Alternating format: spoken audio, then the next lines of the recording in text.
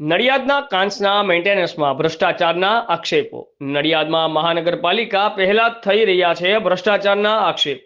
આ અંગે નડિયાદ શહેર જિલ્લા કોંગ્રેસ સમિતિના પ્રમુખ હાર્દિકભાઈ ભટ્ટની આવી પ્રતિક્રિયા। બ્યુરો ચીફ અમિત પારેખ, ઇન્કલાબ ન્યૂઝ, ખેડા।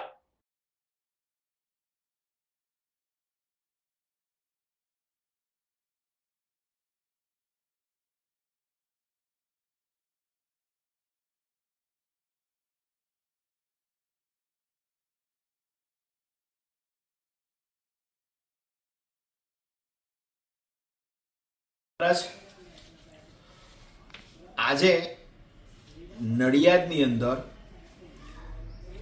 લગભગ દોઢેક મહિના પહેલા એક કાંસનો પ્રશ્ન હું છેલ્લા 1 વર્ષથી ઉઠાવતો આવ્યો છું, પણ 1 વર્ષમાં આ વરસાદી કાંસમાં પાણીનો નિકાલ ન થતા મેં નડિયાદ નગરપાલિકામાં આરટીઆઈ કરી કે ભાઈ આ કાંસ કોને સાફ કરવામાં આપવામાં આવે છે, કે નગરપાલિકા જાતે કરે છે કે કોન્ટ્રાક્ટર દ્વારા કરાવવામાં આવે છે।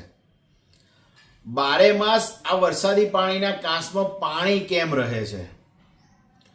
તો સર્વપ્રથમ તો મને નગરપાલિકાએ પત્ર મોકલ્યો કે ભાઈ તમારું આરટીઆઈ નો આ ફોર્મેટ જ નથી।